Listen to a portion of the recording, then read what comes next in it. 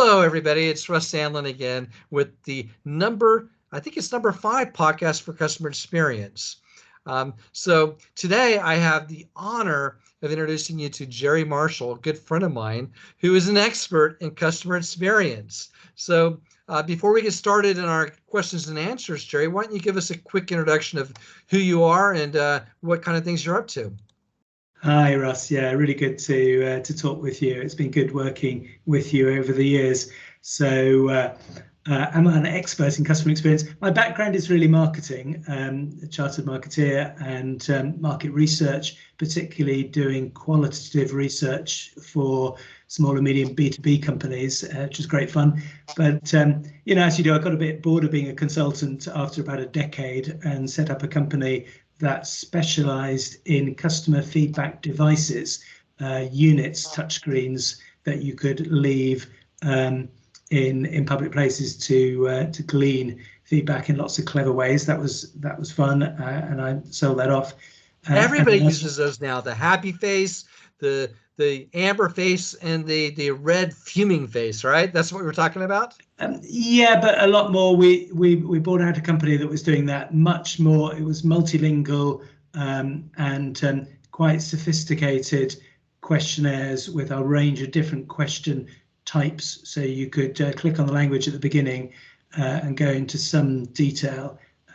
Work well because it's real-time customer feedback, and actually had some clever links to staff if there was a problem, and some very clever ways of stripping out spurious entries, for example, by members of staff trying to up their rating or a competitor, maybe customers repeatedly putting negative responses. Those could be pulled out.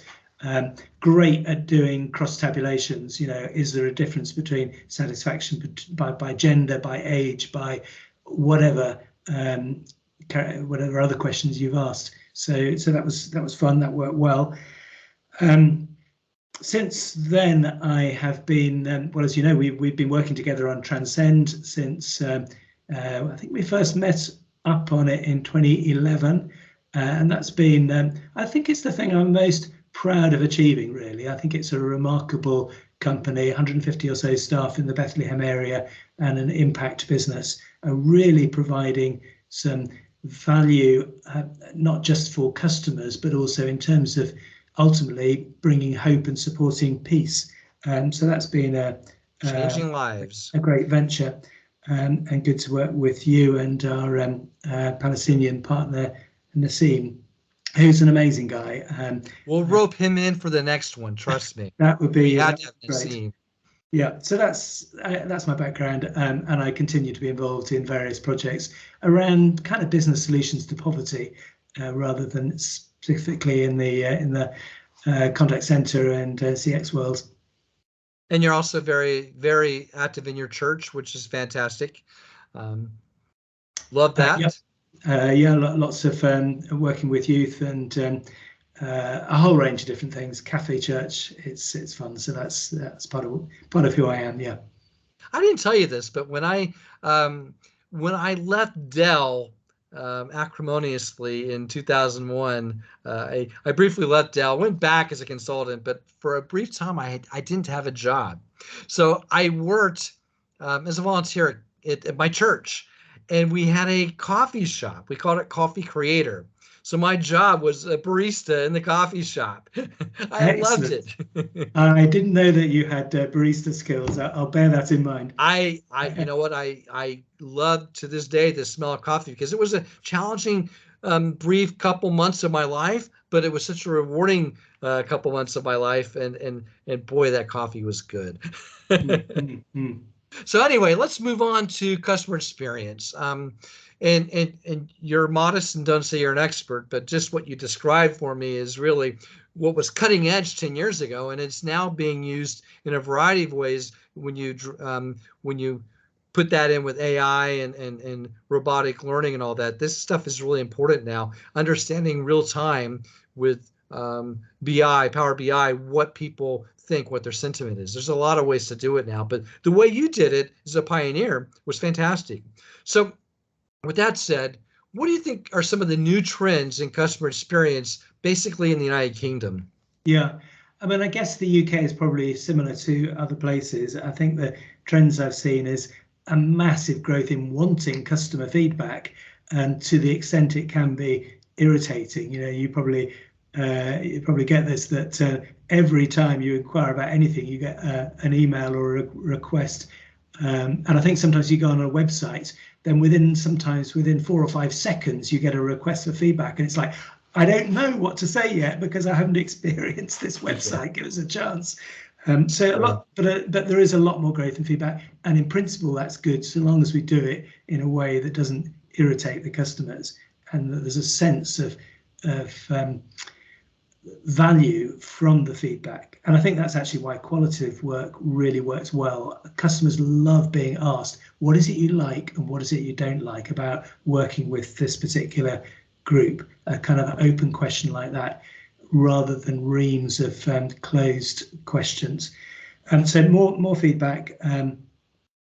There's, I guess, in terms of the contact center sides of things, there's definitely a move back towards onshoring. I think people worry that strong accents or fairly robotic agents don't build the brand. And I think actually to an extent that's where Transcend works well, with largely graduate agents. And Palestinians are great. You know, they're quite happy to go off script, but still, you know, keep you engaged. And of course, the main trend at the moment, the real buzz, is around AI. And I have to say, I have mixed experiences. I think at the moment, the kind of chatbot type things I find incredibly frustrating. So whenever you're putting that in, you have to be very careful to see how that works. I quite often get to the end of the line and you're asking, can I speak to a human? And then you get a response, I'm sorry, I don't understand that question. Yeah, chatbots can really, it's like the old days when you couldn't get out of the IVR. Well, now they're doing the same thing with the chatbots and the voice bots within the IVR. Yeah. So they sometimes work well, sometimes not. I think they're going through very rapid change at the moment. And I think the reason why my recent experience is not that great is because some of the chat GPT and other technology that's coming in fast hasn't yet caught up with what is actually there online at the moment. So I think that will change.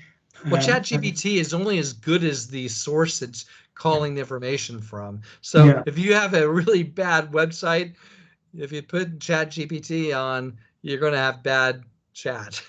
Sure. Yeah, absolutely.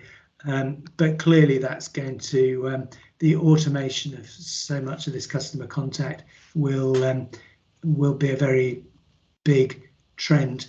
But alongside that, the personal contact will, I think, continue to be important for many years. People like personal human contact, and perhaps especially, I've been talking about the UK, but you know, as you know, I think that's especially important in the Middle East. Do you think there's an age line in terms of the way customer experience is delivered? I'll give you an example. My 21-year-old and my 18-year-old daughters they're both in college in the US. Very proud of them. But neither one of them would ever pick up a phone and call anybody. They would go and rant and stuff on, I don't know, maybe on TikTok. They might go on a rant there about a brand. Or they might do a chat online if they need some help with the product, but they're just so smart. They've been using handheld phones since you remember them when they were knee high with you in Bethlehem. Well, I think they had a smartphone back then, and they never looked back. So do you think there's a difference between the younger generation on what they look for in CX versus people like us? Yeah, no, absolutely. Thank you for bracketing us together. I think I'm probably older than you. I'm 65, but my kids don't really expect to interact with people, expect things to work, and just go online, and they're impatient if the right thing doesn't come up pretty quickly. So they're very tech savvy. 3 son-in-laws are all in the tech business. And they have a pretty low opinion if you have a system that doesn't work well. I'm very happy to use all the online systems. I think people would say I'm fairly tech savvy, but I have to confess to you, Russ, I occasionally play that age card. If I need help, then coming out with a sort of persona, I'm an old guy who doesn't really understand this stuff. Usually gets sympathetic help from a call center if I'm struggling and I have to call up and say, I'm trying to do this. So yeah, I value having human contact, and sometimes things you can't get the answer to your question just from a website or from a chatbot. It's more nuanced than that, and I want to get some of that. I mean, to give an example, yesterday I was phoning up about travel insurance, and there was a grey area. I'm slightly high on cholesterol and blood pressure, confession to you, but I'm not taking any drugs for it. It's kind of under SE. And it was, so should I declare that or not declare it? And it was really helpful to get through to a human being fairly quickly and get some accurate advice on what I should do on that. Difficult to see how something as nuanced as that can be delivered easily using normal technology. Yeah, it's funny you should mention that one, because I'm hoping that Transcend will have some work with a company that does the translation in health for exactly that kind of thing. So I'm calling because I have to declare on my health something, and I only speak Arabic. So I'm hoping to get that one. And I believe that's what we were doing 10 years ago. So hopefully we're going to start all over again with that one. But yeah, that's right. When A Nassim lot was of telling medical me, graduates, yeah. Nassim was telling me that the agents at Transcend would talk to the person in Dearborn, Michigan, and say, "Mom, let me do this." It's like you're putting your hand on their shoulder and talking to them like your son talking to mom while helping them with the doctor. So yeah.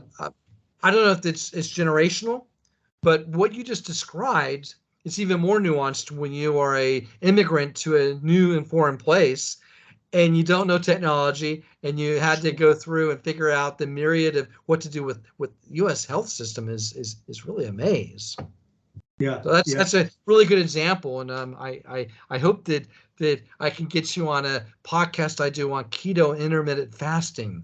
I'm into that too, because I have the same right. issues you do, and I'm trying to manage it in different ways. Yeah. So I anyway, think I want to people, talk a little bit I was just to going to just shift. say, I think some people's application of technology is poor on all sorts of scales. I was filling in a tax return for a charity yesterday, and I realized we had 4 different numbers, and it's like, didn't someone think this through and join this up? Couldn't we just have one identification number, please? And sometimes Don't these get me started on taxes. I'm American, so I had to right, pay yeah. taxes even though I'm not in America. Yeah, no, I know how the American system works. My nieces are American as well as British, and it can be a pain. But yeah, I think sometimes we're not very joined up. We give a really good, we do something really well for a particular unit that we're involved in, Yeah, and forget to make the connections with other parts, other units within the same umbrella, and that can be frustrating. that's true. That's very true. So, moving on a little bit, what do you think some of the? I mean, you've been working off and on in the UK, and in your life experience, you spent quite a bit of time in both Kuwait and in Palestine. So, have you observed any differences in customer service or customer experience expectations in the UK versus the Middle East? Yeah, yes, you're right. I didn't mention I was born and bred in Kuwait. I was there till I was 13, and then involved in Palestine since the mid 90s.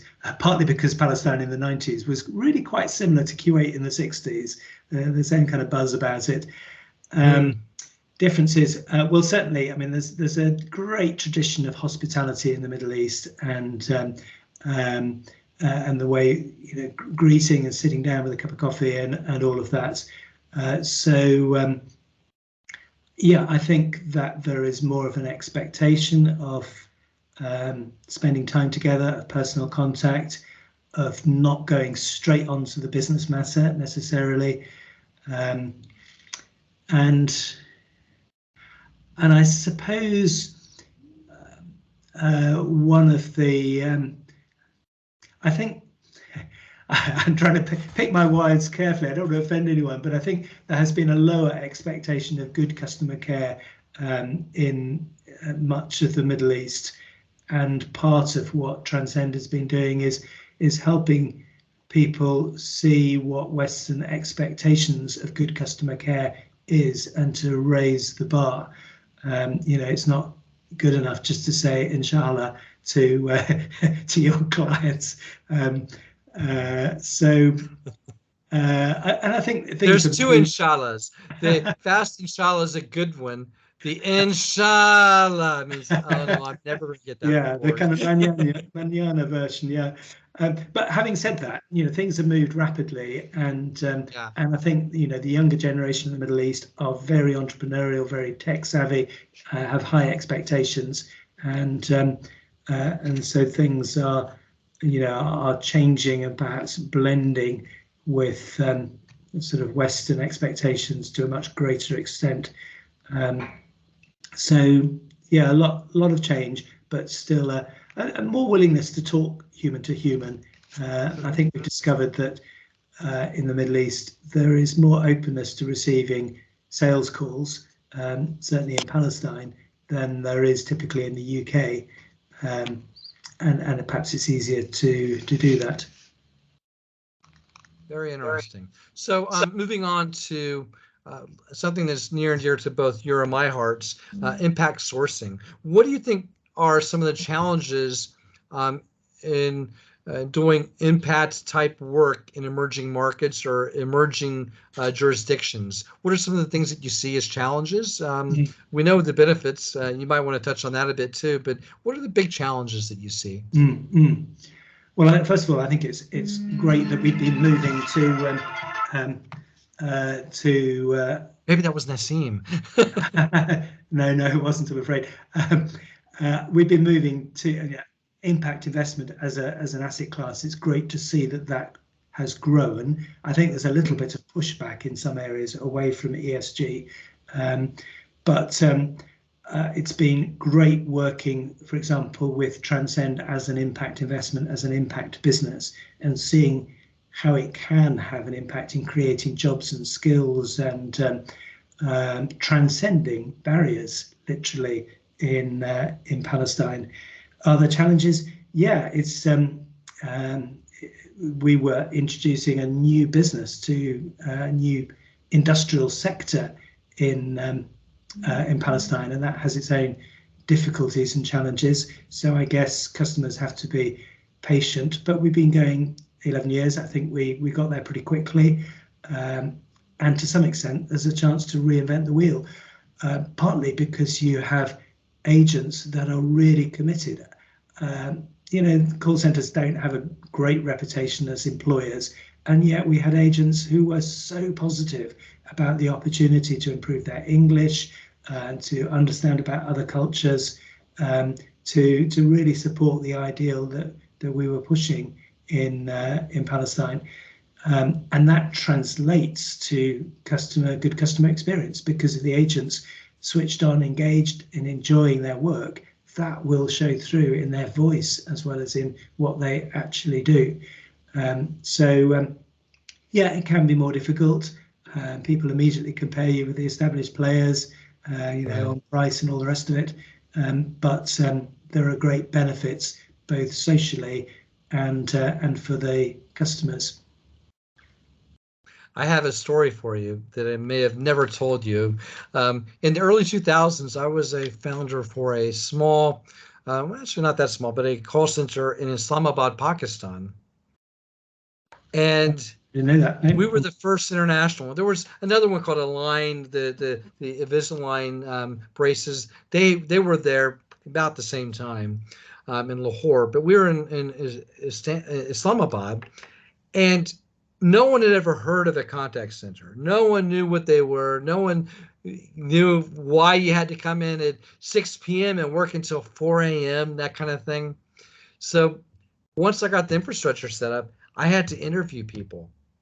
And the young gentlemen and the young ladies who came in for the interviews, they brought their parents with them. So what happened for the first 60 people I hired, I interviewed the parents, and the son or daughter were there with them. So I had to talk to the parents, hear what they thought about it, convince the parents. So that Yeah. was my first taste of this is a little bit different than the United States. But it was Yeah. very rewarding though, and it was Yeah. a lot like Transcend. It was something where we actually changed some lives and got some people doing things that otherwise they wouldn't have been able to do. And all the while giving great service to people who needed it. So love the story about Transcend, and I'm hoping that we can continue on that. I'm going to put in the notes here of this podcast how you can reach Jerry and Nassim and I, and to find out more about Transcend. So it's been lovely talking to you. I see that we went over our time though. Is there anything else that you want to tell us in the last 30 seconds on customer experience that you think that we all need to hear? No, I think it's a journey, and we need to work on it and improve it. Standards are going up the whole time, and do get in contact to do with Transcend. They're great agents that speak English really clearly as well as Arabic, and have Great, such Arabic. That's enthusiasm. right. So thank you, Russ. Really good talking with you. Good talking to you too.